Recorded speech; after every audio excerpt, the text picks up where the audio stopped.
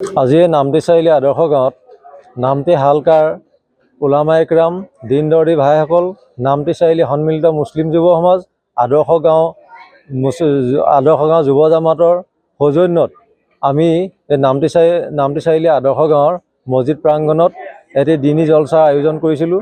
আৰু এই অনুষ্ঠানটি আজি আমাৰ অন্তিম সময়ত আমি সফল ৰূপায়ণ হৈছোঁ বুলি ভাবিছোঁ, সফল ৰূপায়ণ কৰিব পাৰিছোঁ বুলি ভাবিছোঁ। যিহেতু অনুষ্ঠানৰ লক্ষ্য আছিলে যে আমাৰ উঠি অহা কণ ছাত্ৰ ছাত্ৰীসকলক দিনৰ শিক্ষাৰ লগতে ধৰ্মীয় শিক্ষাৰ লগতে আহিবলগীয়া সকলো সমস্যা যাতে তেওঁলোকে সমাধান কৰিব পৰাকৈ শিক্ষিত হৈ উঠে তাৰ ওপৰত আমি কিছুমান প্ৰশিক্ষণ ইয়াত দিয়া হ'ল, তেওঁলোকৰ পৰীক্ষা লোৱা হ'ল। আৰু দ্বিতীয়তে আমাৰ সমাজখন বৰ্তমান যি ধৰণে বিসংগতি সৃষ্টি হৈছে, যি ধৰণে উঠি অহা যুৱচাম বিশৃংখলৰ দিশে আগবাঢ়ি গৈছে, অন্যান্য ড্ৰাগছৰ পৰা আৰম্ভ কৰি বিভিন্ন মাদক দ্ৰব্য সেৱন কৰিবলৈ লৈছে, সেইখিনি যাতে নিৰ্মূল কৰিব পৰা যায় তাৰো শিক্ষা আজি এই অনুষ্ঠানটোত প্ৰদান কৰা হৈছে। আৰু আমাৰ সকলো ধৰ্মৰ জাতি বৰ্ণ নিৰ্বিশেষে আমি যাতে সকলো এক হৈ থাকিব পাৰোঁ, আমাৰ সকলোৰে মংগল যাতে কামনা হয়, সকলো ধৰ্মৰ জাতি বৰ্ণ নিৰ্বিশেষে সকলো যাতে আমি এক হৈ থকাৰ উপৰিও আমাৰ দেশখন আমাৰ ৰাজ্যখন আমি যাতে সকলোৱে এক কৰি ৰাখিব পাৰোঁ তাৰ ওপৰত আমি সকলোৱে আলোচনা কৰি আজি আমাৰ অনুষ্ঠানটো আমি ইয়াত অনুষ্ঠিত কৰিছোঁ। ইয়াৰ উপৰিও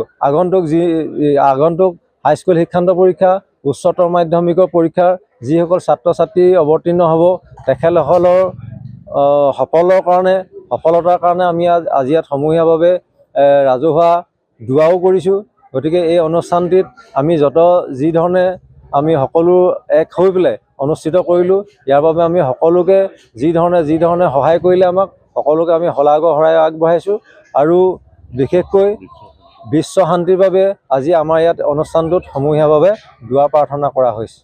নামতি আদৰ্শ গাঁৱৰ যিখন অনুষ্ঠান হৈ গ'ল ওলামা ইকৰামৰ ৰাইজৰ সহযোগত আৰু যুৱ সমাজৰ উদ্যোগত অনুষ্ঠান মই বৰ আপ্লুত হৈছোঁ। এই অনুষ্ঠানত কণ মানৱ সম্পদ ছাত্ৰ ছাত্ৰীসকলক ইছলামিক শিক্ষাৰ মাধ্যমেৰে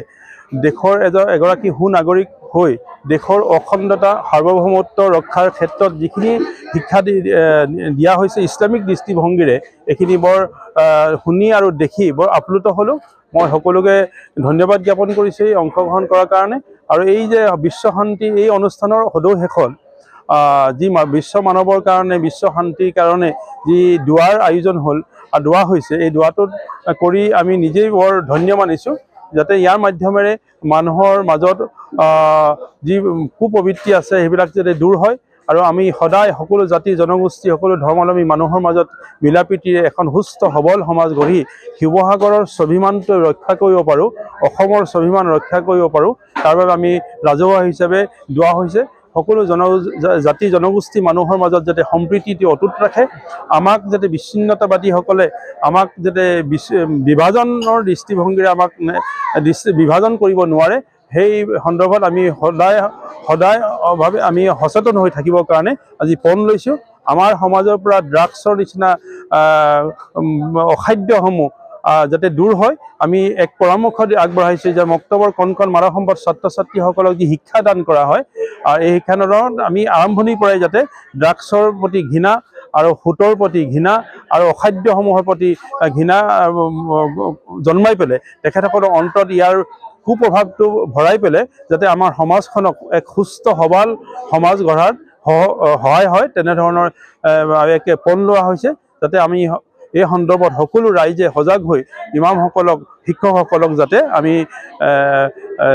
উৎসাহিত কৰোঁ আৰু সদৌ শেষত আমি সকলো জাতি জনগোষ্ঠী ধৰ্মপ্ৰাণ ৰাইজৰ